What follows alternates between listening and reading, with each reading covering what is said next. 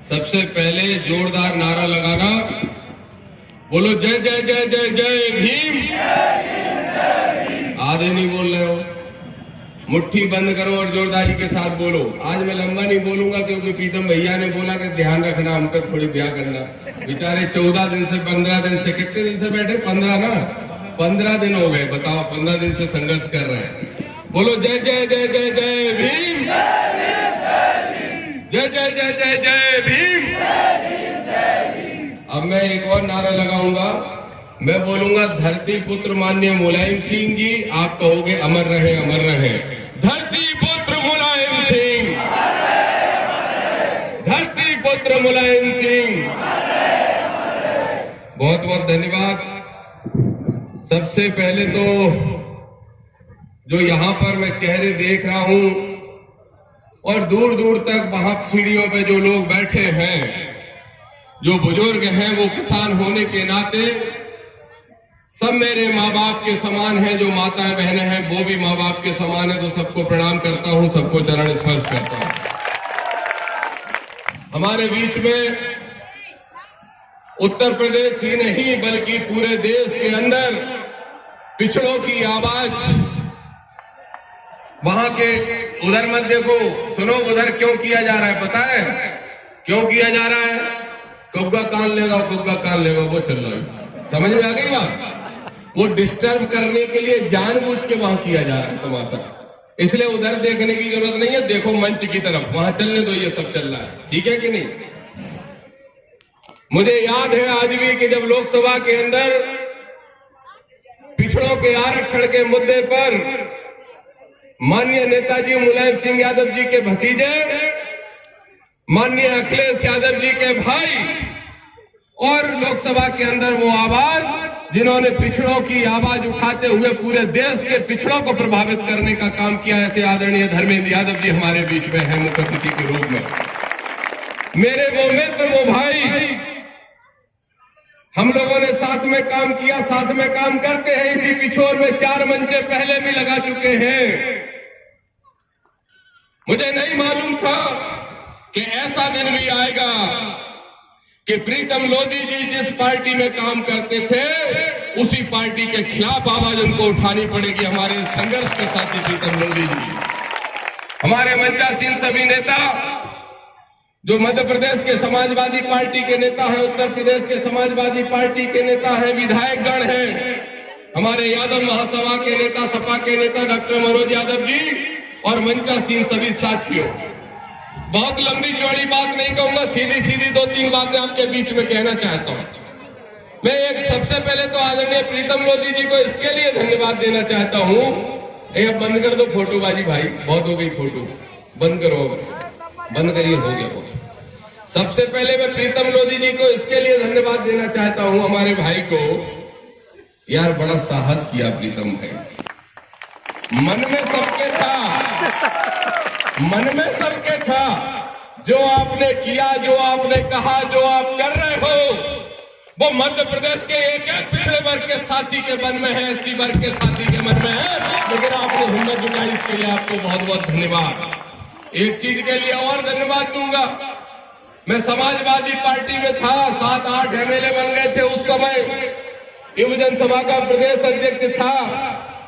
मैंने बहुत कोशिश कर ली, मैं धर्मेंद्र जी को नहीं ला पाया मध्य प्रदेश, लेकिन आपको धन्यवाद कि आप धर्मेंद्र यादव जी को मध्य प्रदेश लेके आ गए।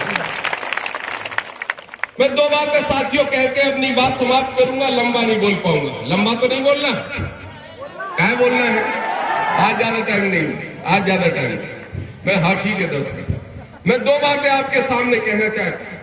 मैं इस मंच से पूछना चाहता हूं भारतीय जनता पार्टी के लोगों से, जरा भारतीय जनता पार्टी के प्रदेश अध्यक्ष बीडी शर्मा जवाब दो, और जवाब दो शिवराज सिंह चौहान कि हमारे भाई प्रीतम लोधी ने जो बात कही थी वो बात गलत कहां थी, और अगर हमारे भाई ने बात सही कही तो आपने पार्टी से निकालने का दुस्साहस कैसे किया, और अगर दुस्साहस कर दिया तो इसका भी जवाब दो। और मैं तो कहता हूं प्रीतम भाई, आपको कानूनी लड़ाई लड़नी चाहिए थी, इसके लिए लड़ाई लड़नी चाहिए थी कि आपने जो बात कही थी वो भाजपा के बायलॉज के हिसाब से भाजपा के खिलाफ नहीं थी, तो फिर जवाब दो वीडी शर्मा कि तुम्हारी पार्टी किस जाति की पार्टी है, इसका जवाब देना है।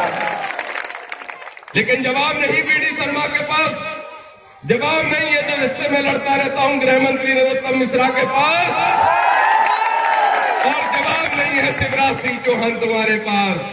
अरे वीडी शर्मा जी, नरोत्तम मिश्रा जी, आपके पास जवाब ना हो, लेकिन शिवराज सिंह चौहान साहब तुम तो किराए हो पिछले बार क्यों, तुम्हारे पास तो जवाब होना चाहिए।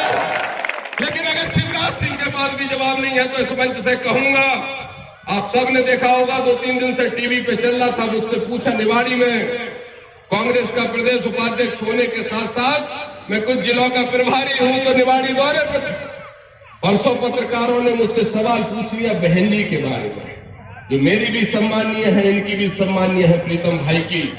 मैं इस मंच से फिर कहता हूं, दीदी उमा भारती, आप दामोदर यादव की कल भी बहन थी और जिंदगी भर बड़ी बहन होगी।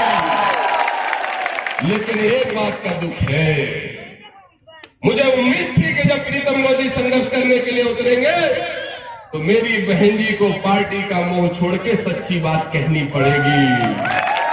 इंतजार कर रहा हूं मैं, छाप देना पत्रकार साथियों, कह देना, मैं इंतजार कर रहा हूं कि आप कब बोलोगी, अरे आप तो भारतीय जनता पार्टी की नंबर 1, 2, 3, 4, 5 की नेता थी किस समय, आपने ही इस मध्य प्रदेश में इस सरकार को बनाया जिसमें ये छाती पर बैठ के मलकने का काम कर रहे हैं। फिर भी बहन जी बताओ, इतना बड़ा कद होने के बाद आपको पत्थर मारना पड़ रहा है, शराब की दुकान पे गोबर फेंकने के लिए मजबूर होना पड़ रहा है। मैं आज इस मंच से कहता हूं, किशोर के ऐतिहासिक मंच से साथियों, सुन लो बहन जी, अगर हिम्मत जुटा लो तो पिछड़े वर्ग के मन में आग है, इस भाजपा को दफन करने का काम हम सब साथी मिलकर कर रहे हैं। एक और महत्वपूर्ण बात, मैं अकेला कांग्रेसी हूं इस मंच पे, अकेला। मंच लग रही है जैसे समाजवादी पार्टी की है, क्योंकि हमारे समाज के गौरव जो मंच पे बैठे हैं लगेगी ही। अब इसमें 2 बातें प्रीतम भाई, जब मैंने यहां आने का निर्णय लिया, ये हमारे अमित राजपूत, हमारे अमोल रावत, हमारे जो अशोकनगर के साथी आए, सब जिद करके बोले कल तो चलना ही पड़ेगा। मेरा कल भोपाल में कार्यक्रम निपटा के मैंने कहा ठीक है आता हूं।